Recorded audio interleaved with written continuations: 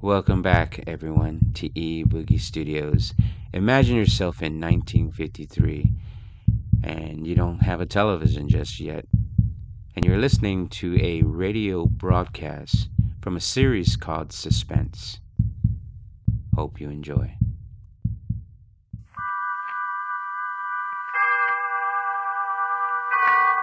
Autolite and its 98,000 dealers bring you Mr. Cornell Wilde in tonight's presentation of Suspense.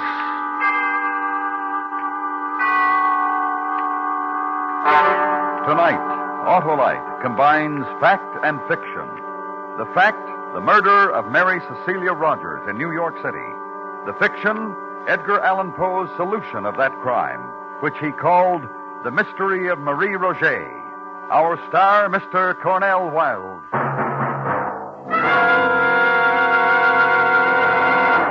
You seen any engines around Harlow? Engines, Sheriff? Why, I've seen thousands of engines, all equipped with Autolite stay-full batteries for purring, powerful, and pleasing starts in all kinds of weather. Well, these engines are off the reservation. And there are no reservations about an Autolite stay-full battery. It states right on the case, needs water only 3 times a year in normal car use. Well, these engines didn't like life on the reservation. Life? Why, the Autolite stay-full battery has long life. Fiberglass retaining mats protect the power of every positive plate to reduce shedding and flaking and give that Autolite stay-full longer life, as proved by tests conducted according to accepted life cycle standards. To quickly locate your nearest Autolite battery dealer who services all makes of batteries, just call Western Union by number and ask for Operator 25. I'll tell you where you can get an Autolite Stay Full, the battery that needs water only 3 times a year in normal car use. And remember, from bumper to tail light, you're always right with Autolite. Mary Cecilia Rogers was murdered in the vicinity of New York City in the summer of 1842. It was still an unsolved crime in November when The Mystery of Marie Roget was published. The author, Edgar Allan Poe. It paralleled in every essential detail the murder of Mary Rogers. Poe wrote it far from the scene of the atrocity, with only the newspaper reports of the day. Nevertheless, the subsequent confession connected with the murder of Mary Rogers confirmed not only the killer named by Poe, but all the chief details by which he arrived at his identification. And now, Autolite presents transcribed Edgar Allan Poe's Mystery of Marie Roget, starring Mr. Cornell Wilde, hoping once again to keep you in suspense.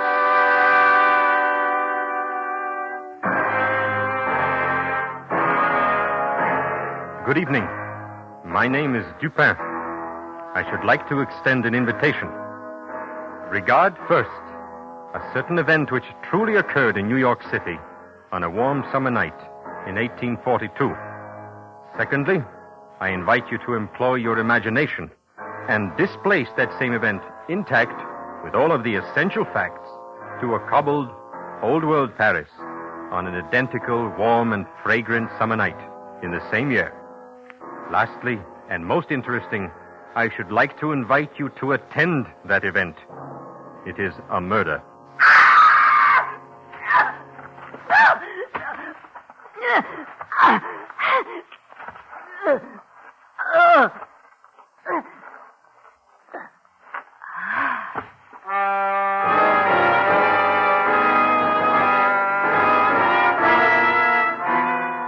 The general design and mental character of the atrocity, indeed, the first knowledge of its occurrence, came to my attention on Wednesday night, the 25th day of June.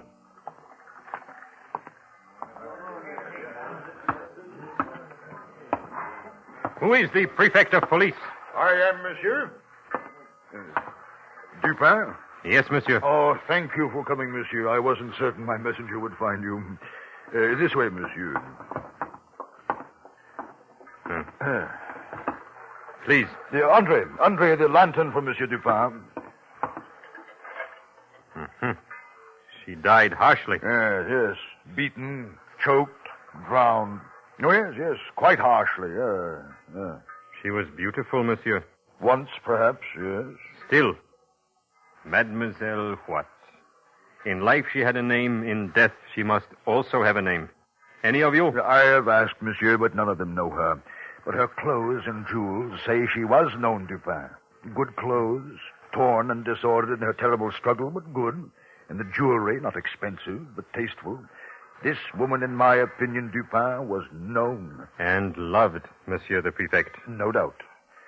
Dupin, this is why I sent for you. I've been through these things before. The newspapers will write stories. The reporters will make conjecture. Although there is no name for her now, there will eventually be a name. And then, monsieur, I will be called upon to produce her assassins. There is so little to go on. The eyes of the public will be upon me, and my honor is at stake. And my honor, too, monsieur, if I am involved in the investigation. Dupin, listen. There is a fund at the prefecture, a sizable fund which I am authorized to use when circumstances arise. For your services, I am willing to make a direct and liberal proposition. Dupin, you will help me find the answer to this woman's death.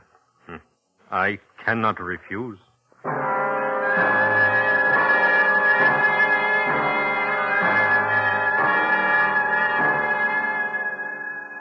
No foam about the mouth, as in the case of the merely drowned, monsieur. Here, bruises, impressions of fingers. It was a strangulation by hand and by this cord, monsieur. Yes. Doctor? Yes, Dupin? An ingenious knot in that cord, don't you think? Now, this is a slip knot. A sailor's knot. Sailor's knot. She was found in water. Why did she die, monsieur? For her beauty, perhaps. For her love. Her hate. It was Sunday. Observe, Doctor. There are no marks to prove she was weighted and then shaken loose. Yes, she quit life on Sunday. Murdered in the dark. Thrown into the river. Unweighted. Monday. Tuesday, she remained, as a corpse will, on the bottom. And then on the third day, tonight, as a corpse will, she rose, and the fishermen saw her. It is the way of corpses violently made so. Not only violent, but quick. Near the riverbank, somewhere. For what assassins could carry a burden like this long undiscovered, From a dark bridge, perhaps. No. Too much light and people. There had to be a boat, Doctor. If she was dropped from a bridge or pushed in from the shore, the current might press her aside to be caught in the vegetation of the shallow water. She was murdered on the bank and then taken out to her grave in a boat. And there had to be a man who knew how to handle a boat in the tricky current. Who is there? It is I, the prefect. I have someone who thinks he may know her. Come in, monsieur. Ahead of me, please. With your permission, Doctor, Monsieur Dupin. Monsieur Beauvais, monsieur. How do you do? Monsieur Beauvais has been searching since Monday for news of a Marie Roget. Mademoiselle Roget is an employee of Monsieur Beauvais. Correct, monsieur? Correct. I am a parfumeur. I called on her mother, Madame Roget, Monday when Mary did not appear at my shop. Madame informed me that Mary had left Sunday morning to visit her aunt at Rue des Drômes. She has not yet returned. I see. And what else? I cannot say, monsieur. So far, I have ascertained that she never arrived at Rue des Drômes. And, indeed, no one has seen her since Sunday. Can you describe Marie Roget? But, of course, dark hair, almost black, dark eyes, tall, young, vibrant. A woman, monsieur, of great promise. Jacques Saint-Eustache, the last to see her, mentioned to me that mademoiselle wore a frock of fine muslin, deep blue. I knew it well. A bonnet to match goes with it. Dupin! Who is Jacques Saint-Eustache, Beauvais? Monsieur Saint-Eustache is the accepted tutor of Marie Roget. He lodges and takes meals at the pension kept by Madame Roget. He was to have gone for his betrothed at dusk Sunday and to have escorted her home. In the afternoon it rained heavily, and supposing that she would remain at her aunt's, he did not think it necessary to keep his promise. She has stayed there under similar circumstances. And where is Jacques Saint-Eustache at this moment? Searching, and anxious as I am for Marie Roget. It is 3 days since Sunday. 4 days, really, but 3 that Marie Roget has been considered missing. Your search is tardy. I know, monsieur. Well? I am at your mercy. She has disappeared twice. The first time she disappeared was about 3 years ago. Her mother, her friends were unable to account for her disappearance. I was distracted with anxiety and terror. Did you notify the police? In that case, immediately, monsieur. But suddenly, Mary reappeared one fine morning after being absent a week. She was in good health and, well, with somewhat a saddened air, she explained she had spent the missing week with a relative in the country. Madame Roget, who was, and still is, infirm, recalled this to be a fact, and the matter was forgotten until now. So you did not call the police this second time she disappeared? What has happened once can happen again. What did happen that week she was away? I do not know. I do not honestly know. But you doubt the story of visiting a relative? I will not say. Show him what we have, Doctor. If you will kindly step over here, Monsieur Beauvais. Now, Monsieur Beauvais, if you please, do you know this woman, Monsieur? It is her. It is Marie Roget. It is her. Poor little Marie. Why does Beauvais cry, Dupin? The girl only worked for him. He has not told us all. He is suspect, Dupin, and I will have a word with him, huh? Say. But Dupin, why does he weep for a shop girl, a grisette who was promised to another? He weeps for youth and beauty.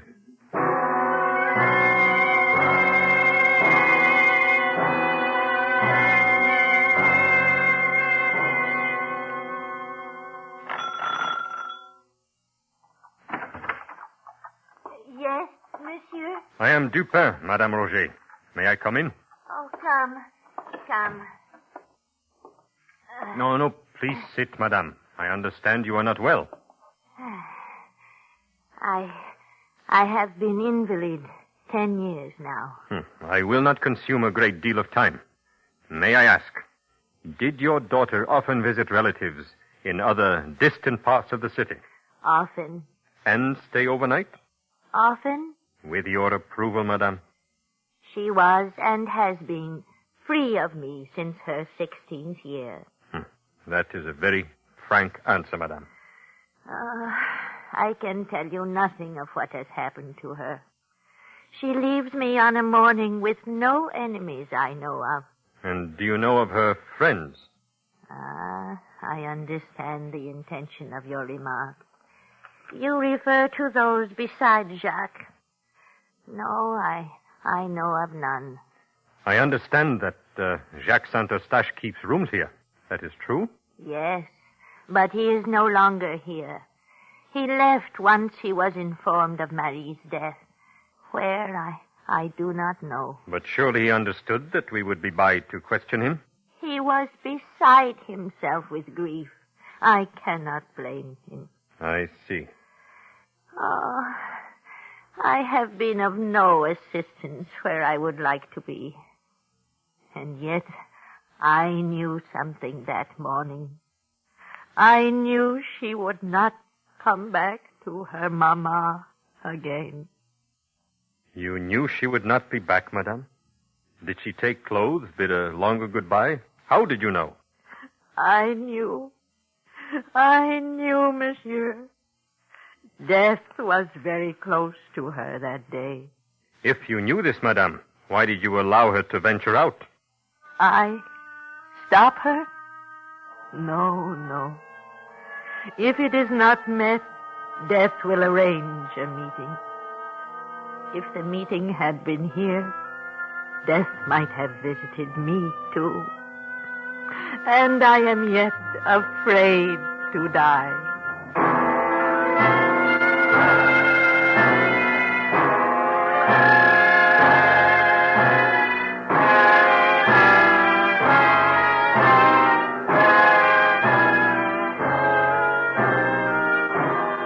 Autolite is bringing you Mr. Cornell Wilde in Edgar Allan Poe's The Mystery of Marie Roget. Tonight's presentation in radio's outstanding theater of thrills, Suspense.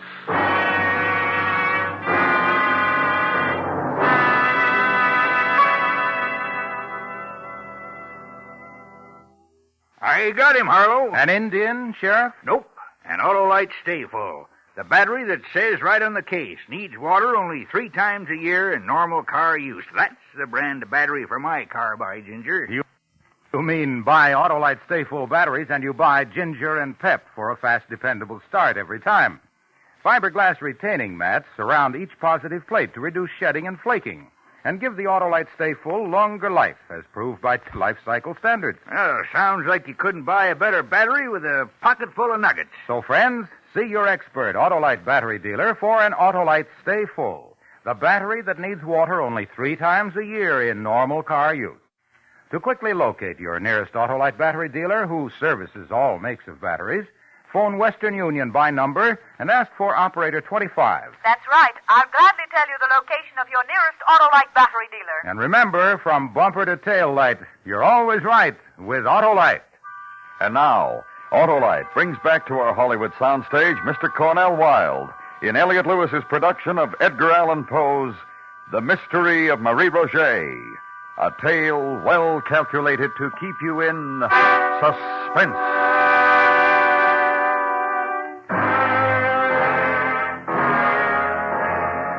Dupin, again.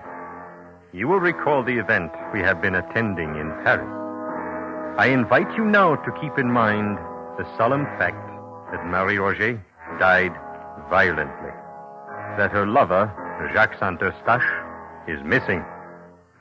Where she died, who administered her death, for what reason, remain to be known. Attend at this point another event, if you will, which was arranged by that zealous and righteous man, the prefect of police. Thank you for coming, Dupin. You have located the lover, Saint-Eustache? Saint-Eustache? Oh, he's unimportant, I assure you. Somewhere right now he drinks and tries to forget. But what I have here is important, most important. Madame Dulac, if you please. Good evening, gentlemen. Good evening. This is Madame Dulac. She has something of interest to tell you. And I have something of interest to show you. Good evening, madame. I have maintained this tavern many years, right here, close to the bank of the river. No fear with me, madame. I have no authority to do anything but respect your person and your thoughts. Oh. Now, what is this information? I saw a young woman here Sunday. Monsieur says it was Marie Roget. It was, definitely. Just a moment. Sunday, madame? Yes. Mid-afternoon, later perhaps. Where? Right here in my tavern. She arrived accompanied by a young man of dark, swarthy complexion. The two remained here for some time. On their departure, they took the road through some thick woods that way. Toward the river, Dupin. And this is a secluded neighborhood. Go on, madame. Go on. Soon after they left, a gang of miscreants made their appearance at my place of business. They behaved boisterously. They ate and drank without payment, then left and followed the route of the young girl and the young man that same way. I see. About dusk, the same gang reappeared, and we crossed the river in great haste. I see. And you are certain it was Marie Roget? Never fear. My men spoke with an unnoticed driver, a man named Valence, who knew Marie Roget. He claims he saw her cross the Seine on the Sunday afternoon in question with the swarthy man who fits the exact description of Madame. And what else, monsieur? Oh, I will show you. Come.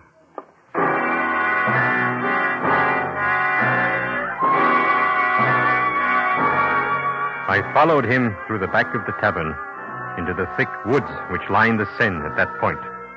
He stopped when we had come to a close thicket, within which were 3 or 4 large stones, forming a kind of seat with a back and footstool. Note, Dupin, a white petticoat here. Here, a silk scarf, parasol, gloves, pocket handkerchief. Inspect the handkerchief, Dupin. Thank you. You note the name Marie Roget embroidered there? Yes. So this is the place she met her death. Well, of course it is. I have found it. Well, look, the earth is trampled where she struggled, and over here, the bushes still broken. Every evidence of a terrible struggle. And here, the fence has been taken down, and the ground shows that some heavy burden was dragged along it toward the river. Well, come, look for yourself. What say you now? I am wondering. Wonder? Well, we have facts now, sir, important facts. Do you recall a strip of one of the unfortunate girl's petticoats had been tied about her mouth, probably to prevent her screams? I do. This was done by fellows who had no pocket handkerchiefs. Miscreants, Dupin. Miscreants, such as those who visited Madame Dulac's tavern and later went the same way as Marie Roget and her companion. There are many such gangs about here. All we have to do is locate them. And I know how to do that.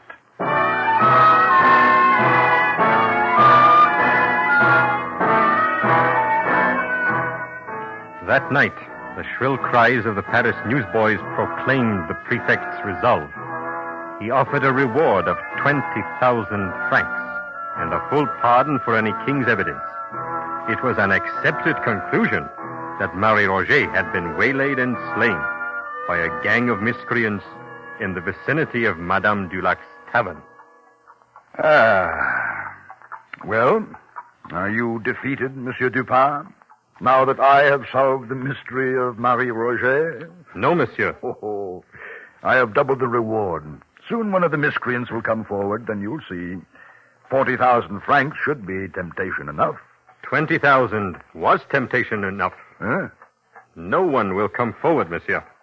A gang, such as is hoped for, would be composed of men who have never seen more than 100 francs at one time.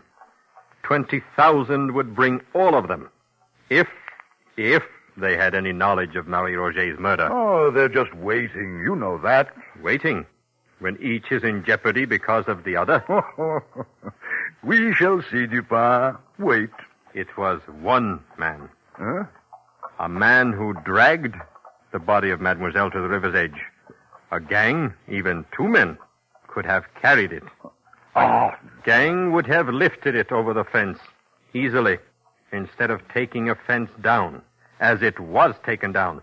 One man labored hard. Well, my conjecture is as good as yours. Are you talking of Saint-Eustache? No. No. He is quite unguilty. Monsieur, allow me to point out that the newspapers, the police, all have identified themselves with what apparently happened. We must consider what did not happen. First, a gang did not set upon her and murder her. Secondly, Marie Roget had no intention of visiting her aunt at Rue des Drômes when she left her mother and lover last Sunday morning. Dupin, if you have confident information, explain yourself. I have the same information as you. Nothing else. You said she had no intention of visiting her aunt that day. Why do you say that? Monsieur, consider what might have happened if her intended, Jacques Saint-Eustache, had called for her at her aunt's and discovered she was not there, that she had not been there all day. He would have been chagrined, suspicious, angry. Saint-Eustache would have been all these. Something for Marie Roget to worry about when she returned home. But nothing to worry about if Marie did not intend to return home. A point to consider, perhaps. Go on. Consider that she kept a rendezvous instead. This we know. A rendezvous with a swarthy man. We have been told that by two witnesses who saw him. Now, monsieur, I ask you, as I have asked myself, did this swarthy companion allow Marie to be slain before his eyes? Or was he himself slain trying to help her? If so, where is his body? Well, he left her before she was set upon, obviously. Did he leave her alone in such a dark district? They quarreled. Indeed they did. Another question. Marie Roget's death is known everywhere in France. Why has he not come forward to help us clear up the mystery? Many reasons. Perhaps he's married. He's left. He's uninformed. He has a swarthy complexion. A sea complexion. A well-attested fact. Now, accumulate that with the cord that was tied about her neck in a sailor's knot. Monsieur Dupin, I have not the... And the need of a skilled boatman to handle a boat on the river to dispose of the body. But it could be anyone. No, it could not. What? Marie Roget was a gay, not an abject girl. No common seaman for her.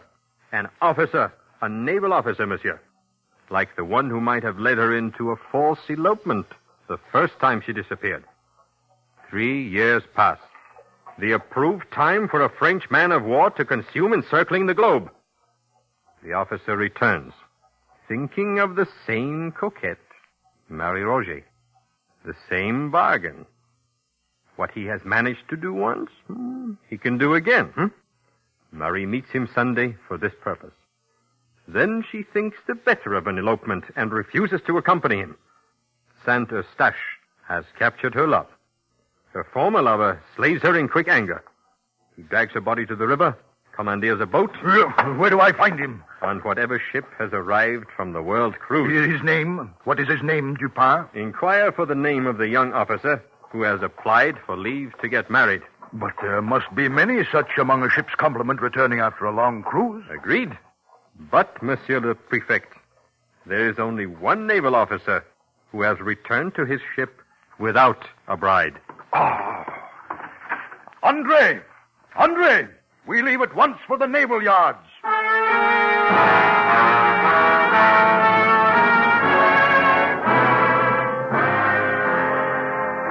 It has been an interesting evening, And now I issue a last invitation, my friends. I invite you to retain all that you have heard and employ this time, instead of your imagination, your sense of reality. For Marie Roget of Paris was truthfully Mary Rogers of New York. Let your reality move you back to New York City on a winter day some months after the event described. In the darkening afternoon, inside a gray stone building, I invite you to attend another event I think you will find significant.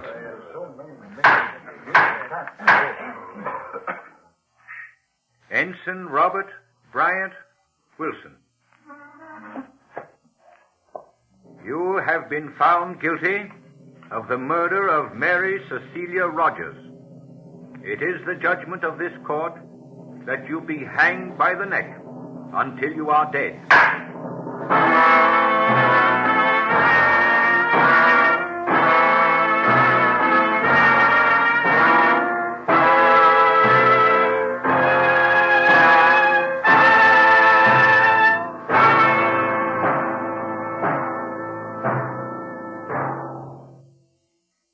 Suspense. Presented by Autolite. Tonight's star, Mr. Cornell Wilde. This is Harlow Wilcox speaking for Autolite, the world's largest independent manufacturer of automotive electrical equipment. In 28 plants from coast to coast, Autolite makes over 400 products for cars, trucks, tractors, planes, boats, and industry. These products include bumpers, die castings, industrial thermometers, and batteries, such as the famous Autolite Stay Full, ignition-engineered Autolite spark plugs, both standard and resistor types, voltage regulators, wire and battery cable, Autolite Bullseye sealed beam units, and Autolite original service parts for all Autolite electrical systems. Autolite is proud to serve the greatest names in the industry. So, from bumper to tail light, you're always right with Autolite.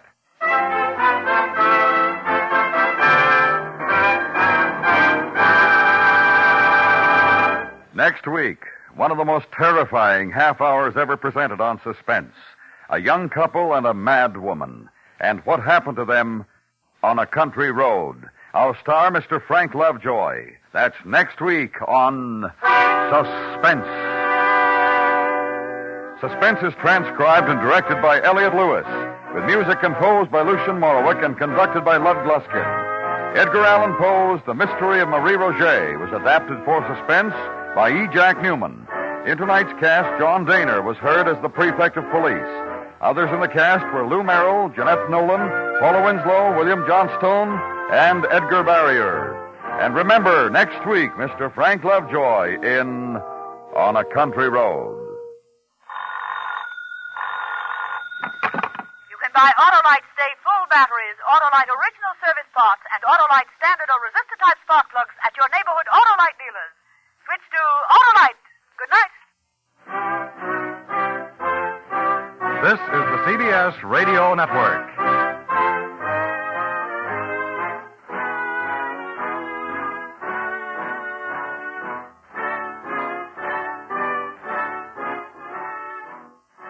This is the end.